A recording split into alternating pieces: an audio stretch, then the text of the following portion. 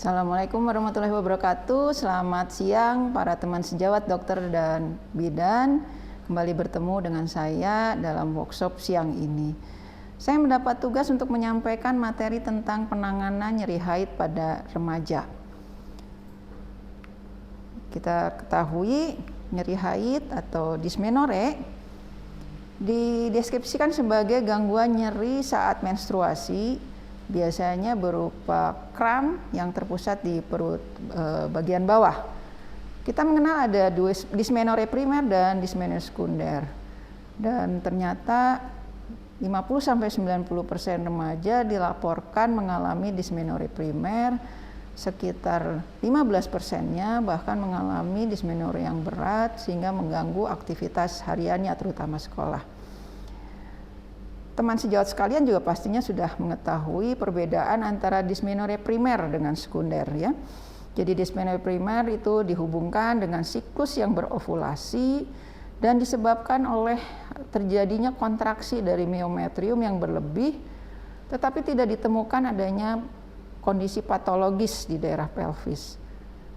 Berbeda dengan dysmenorrhea sekunder, disebutkan nyeri haidnya itu terkait dengan adanya kelainan di pelvis, bisa berupa endometriosis, adenomiosis ataupun mioma uteri. Ya. Kita bisa mengetahui bahwa ini adalah suatu dysmenorrhea primer atau memperkirakan ini adalah dysmenorrhea primer berdasarkan onset atau mulai dirasakannya dysmenorrhea pada seorang remaja. Disebutkan bahwa dysmenorrhea primer biasanya dirasakan setelah 6-12 bulan seorang remaja mendapatkan haid atau menars. Ini dikaitkan karena bahwa ovulasi mulai terjadi atau siklus yang ovulatorik itu mulai terjadi 6-12 bulan setelah menars. Seperti tadi deskripsi atau definisi dari dysmenorrhea primer itu adalah nyeri haid yang terkait dengan ovulasi. Patofisiologinya bagaimana? Jadi disebutkan dysmenorrhea primer itu terjadi karena adanya peningkatan prostaglandin di endometrium. Kita ketahui bahwa ekspresi prostaglandin atau produksi prostaglandin itu di endometrium, baik di sel-sel epitel endometrium maupun sel endotelialnya meningkat pada akhir fase sekresi atau fase luteal. Ya. Akibat peningkatan prostaglandin ini terjadi hiperkontraktilitas uterus, penurunan aliran darah uterus, dan terjadinya hipersensitivitas saraf perifer. Kalau kita lihat bahwa pada akhir fase luteal atau pada akhir fase sekresi terjadi peluruhan atau penurunan dari kadar progesteron akibat regresi dari korpus luteum ya. Jadi progesteron itu ternyata berperan di dalam menjaga stabilitas dari membran lisosom. Jadi struktur yang ada di dalam sitoplasma sel endotel atau sel epitel endometrium. Bila progesteron turun, maka terjadi pemecahan dari struktur lisosom. Akibatnya enzim-enzim yang terdapat di dalam struktur lisosom itu akan keluar, enzim-enzim yang sifatnya lisis, enzim lipase, ya antara lain fosfolipase, yang nantinya akan mengubah fosfolipid membran menjadi asam arahidonat. Nah, asam arahidonat inilah yang kemudian karena adanya kerja dari enzim siklooksigenase diubah menjadi prostaglandin, terutama prostaglandin E2 dan prostaglandin F2 alfa. Ini yang menyebabkan terjadi hiperkontraksi dan vasokonstriksi dari miometrium yang akhirnya menyebabkan timbulnya nyeri. Selain itu, asam arahidonat juga dirubah menjadi prostanoid lekotrin oleh adanya enzim lipooksigenase yang juga keluar dari lisosom ya. Nanti lekotrin ini akan mengalami rangkaian reaksi menjadi terakhir lekotrin E4. Lekotrin E4 ini juga berperan dalam terjadinya kontraksi dan vasokonstriksi dari miometrium yang menyebabkan munculnya nyeri. Jadi bagaimana kita mengevaluasi bahwa ini adalah dysmenorrhea primer? Prinsipnya adalah kita melakukan evaluasi awal. Sederhana dengan anamnesis yang lengkap, terstruktur, tanyakan bagaimana riwayat medisnya, ginekologisnya, riwayat menstruasi di keluarga, psikososial, ya, untuk menentukan apakah pasien memiliki gejala dysmenorrhea primer atau sekunder. Kemudian perhatikan onset nyeri. Karena kalau dysmenorrhea primer, sifat nyerinya itu adalah terjadi beberapa jam sebelum atau beberapa saat setelah onset haid. Dan biasanya bertahan 48 sampai 72 jam. Sifat nyeri ini tidak tampak pada dysmenorrhea sekunder. Kemudian juga perhatikan gejala penyerta. Dysmenorrhea primer biasanya nyeri berupa kram perut di suprapubis, tapi dapat disertai dengan nyeri yang menjalar ke pinggang, lumbosakral, atau nyeri ke bagian paha depan. Bisa juga disertai mual, muntah, diare, dan bisa juga sinkop episodik meskipun itu sangat jarang terjadi. Lalu bagaimana mendiagnosis dysmenorrhea primer tadi? Jadi dari evaluasi tadi kita bisa mengkonfirmasi sifat nyerinya, siklik, beberapa saat, beberapa jam sebelum dan sesudah haid, bertahan 48-72 jam, kita bisa menduga ini dysmenorrhea primer. Kemudian untuk menentukan apakah ada kondisi patologis, ya, untuk mendiagnosis banding ini dysmenorrhea primer atau sekunder, tentunya kita lakukan pemeriksaan fisik. Ya. Kita nilai bagaimana inspeksi, palpasi abdomennya. Kemudian kita lakukan pemeriksaan bimanual, tapi kalau pada remaja, apalagi yang belum menikah, ya kita mungkin tidak bisa melakukan pemeriksaan bimanual, tapi bisa menggunakan pemeriksaan perabaan rektum, ya, rektal touche. Kita bisa menentukan atau menilai bagaimana ukuran, bentuk, dan mobilitas uterus, ukuran dan konsistensi dari struktur adneksa, serta adakah nodul-nodul atau fibrosis yang teraba di ligamentum sacrouterina, ya, di bagian posterior uterus, ya, atau di septum rectovaginanya. Itu bisa kita raba dengan perabaan rektum, ya, perabaan rektal. Apakah kita perlu melakukan pemeriksaan laparoskopi? Prinsipnya kalau dari pemeriksaan fisik pelvis tadi kita tidak menemukan kelainan, ya, kita tidak perlu sampai harus melakukan laparoskopi. Artinya dengan anamnesis, pemeriksaan fisik pelvis, kita bisa mendiagnosis apakah ini dysmenorrhea primer atau dysmenorrhea sekunder. Nah, begitu kita mendiagnosis ini adalah suatu dysmenorrhea primer, direkomendasikan untuk kita lakukan segera pemberian terapi medis empiris. Ya, jadi jangan hanya sekedar konseling, edukasi gitu ya, mengatakan bahwa ini dysmenorrhea primer biasa, tidak ada kelainan patologis, ya. Tapi sebaiknya kita berikan terapi empiris dengan pilihan terapi pertamanya adalah antiinflamasi non-steroid yang kita mulai berikan 1-2 hari sebelum onset haid dan bisa kita lanjutkan 2-3 hari haid. Pilihannya ada beberapa, bisa ibuprofen, ya, dengan dosis awal 800 mg, selanjutnya bila perlu bisa kita berikan 3-400 800 mg per hari, atau naproxen, asam mefenama juga kita bisa berikan, ya, dengan dosis awal 500 mg, selanjutnya bila perlu 4 kali 250 mg, ya, dan celecoxib. Ini obat yang spesifik COX-2, ya, siklooksigenase 2, jadi disebutkan sangat efektif, tapi hati-hati atau sebaiknya tidak diberikan pada remaja usia kurang dari 18 tahun karena adanya isu tentang risiko kardiovaskuler. Nah, dari beberapa pilihan tadi, sebenarnya mana yang terbaik? Apakah harus hanya satu saja? Sebenarnya ternyata dari Cochrane Library Database dari Systematic Review disebutkan bahwa NSAID itu sangat efektif untuk terapi dysmenorrhea tetapi harus diperhatikan efek sampingnya ya, terutama kan di daerah gastrointestinal efek sampingnya. Dan ternyata tidak ada cukup bukti yang menunjukkan bahwa satu NSAID itu paling aman atau paling efektif. Dan kita bisa mengganti, misalnya kita menggunakan awal ibuprofen tapi tidak efektif, kita bisa mengganti dengan asam mefenamat berikutnya gitu. Jadi nggak harus ibuprofen terus, bisa saja diganti kalau memang ternyata efek yang diharapkan belum tercapai. Nah, bagaimana dengan terapi hormonal? Kalau kita melihat tadi patofisiologinya, ada peran withdrawal progesteron di situ, maka ada peran terapi hormonal dalam penanganan dysmenorrhea primer. Ya, disebutkan bahwa bila NSAID tidak memberi efek adekuat, kita bisa memberikan terapi hormonal. Tapi bisa juga terapi hormonal diberikan bersamaan dengan NSAID.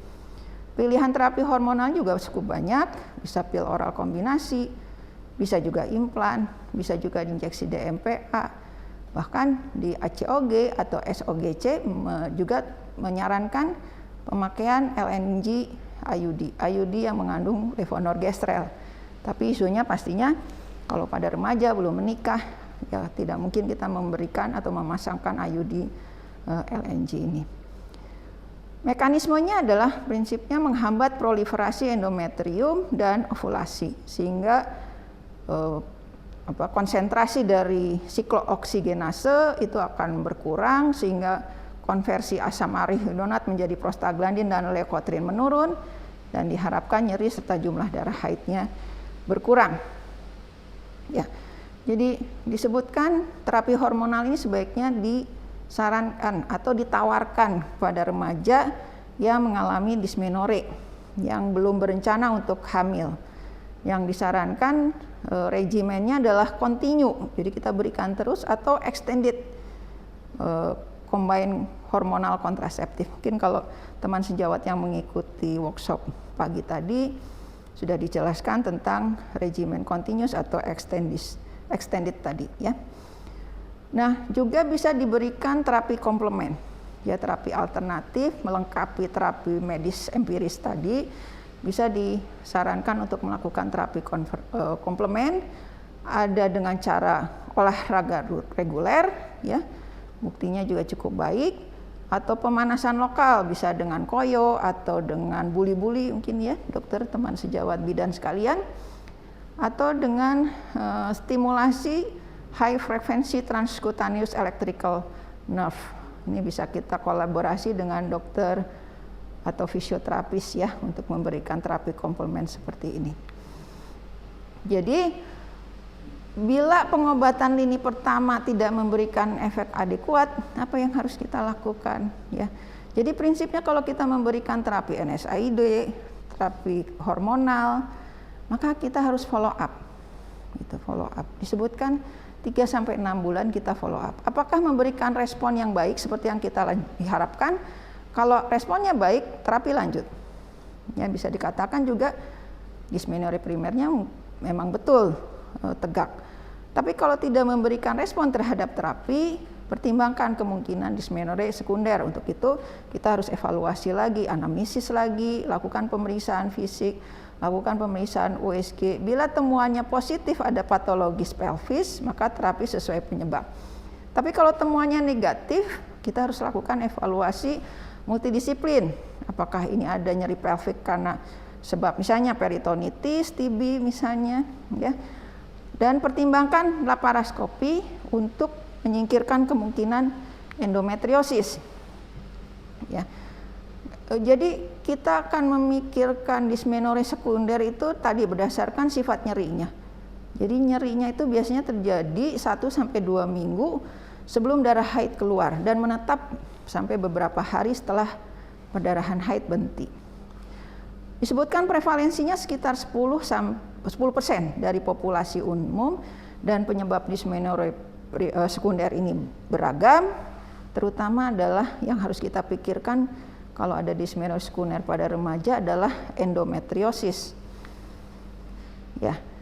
Jadi endometriosis merupakan penyebab tersering pada remaja. Disebutkan bahwa 2/3 remaja yang mengeluhkan nyeri pelvis kronis atau dysmenorrhea yang tidak responsif terhadap terapi hormonal dan NSAID ternyata ditemukan adanya lesi endometriosis saat laparoskopi.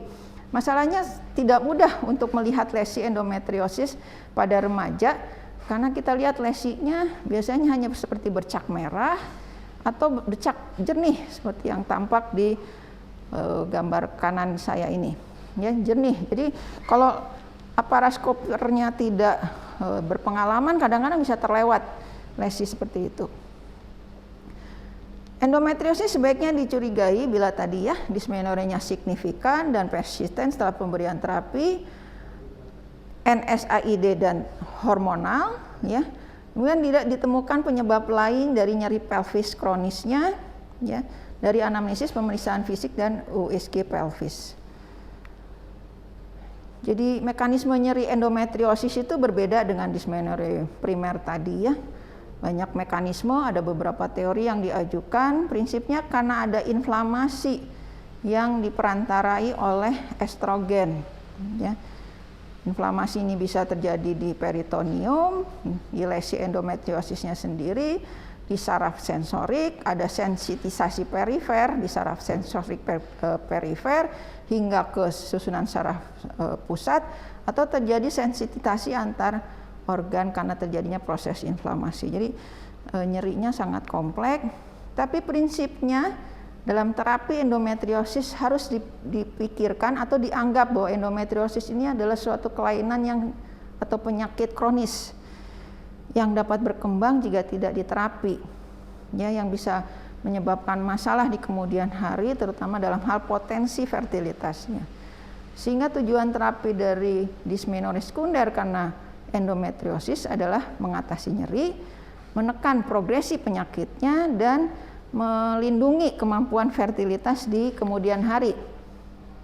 Ya, masalahnya tidak ada pengobatan atau pilihan tunggal terapi yang terbaik gitu. Dan terapi bersifat individual ya, harus mempertimbangkan pilihan pasien, kebutuhan akan kontrasepsi, ya, kontraindikasi penggunaan terapi hormon, efek samping, dan penting untuk memberikan konseling pada pasien dan juga keluarga karena masalah remaja kan secara sosial ekonomi masih sangat bergantung pada keluarga. Apalagi kalau kita memberikan terapi hormonal berbentuk pil KB pastinya akan menimbulkan masalah. Kenapa anak saya atau saya belum menikah tapi sudah meminum pil KB misalnya seperti itu. Ya. Nah, ACOG sebenarnya merekomendasikan bila diduga ini adalah dysmenorrhea sekunder akibat endometriosis untuk melakukan terapi bedah konservatif secara laparoskopik dengan tujuan untuk diagnostik dan secara bersamaan melakukan terapi bila ditemukan adanya lesi endometriosis. Dilanjutkan dengan terapi medis supresif untuk mencegah proliferasi dari lesi endometriumnya. Dan terapi lini pertamanya adalah terapi hormonal dengan kontrasepsi hormonal kombinasi kontinu, kontrasepsi progestin atau tadi IUD yang mengandung levonorgestrel. Dan terapi ini dilanjutkan sampai si remaja ini menikah dan ingin hamil. Jadi jangan diputus karena nanti progresi penyakit lagi gini. Jadi pada dysmenorrhea sekunder, bila nyerinya refrakter dari dysmenorrhea primer awalnya nyerinya masih juga sakit, ya, sudah diberikan terapi hormonal masih sakit, NSAID masih sakit, maka pilihan berikutnya adalah pemberian GnRH agonis, ya, atau Dinoges, ya. Nah, pemberian GnRH agonis ini bisa dibilang supresi terhadap produksi estrogen sangat kuat, ya.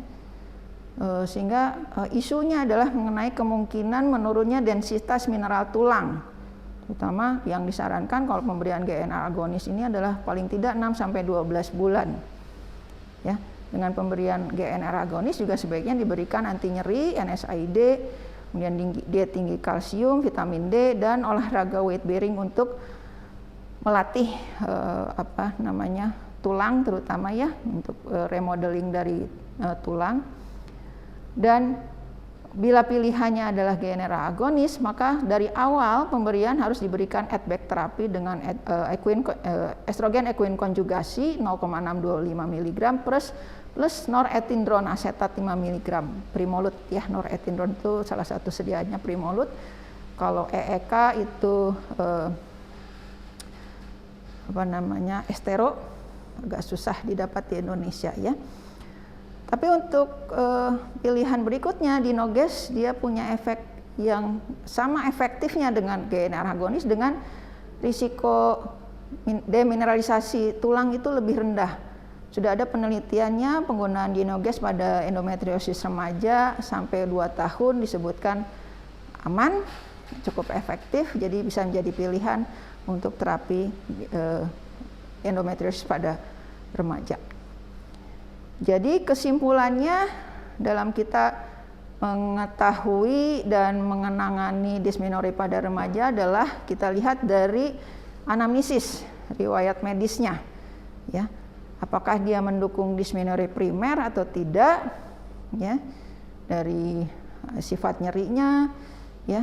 Kemudian dari pemeriksaan fisik pelvis tidak ditemukan kelainan ya. Bila tegak dismenori primer, berikan terapi NSAID dan atau terapi hormon. Tapi kalau dari pemeriksaan fisik pelvis ditemukan kelainan, maka diagnosisnya adalah dismenori sekunder. Atau dismenori sekunder bisa dari awalnya dismenori primer diberikan terapi 3-6 bulan masih juga sakit, pikirkan dismenori sekunder. Atau dari awal sebelumnya tidak ada riwayat dismenori primer ya, tapi ada gejala-gejala lain, pikirkan dismenori sekunder. Pikirkan endometriosis, karena penyebab dismenori sekunder tersering pada remaja adalah endometriosis. Lakukan terapi yang bertujuan untuk supresi nyeri, supresi progresi, dan proteksi fertilitas.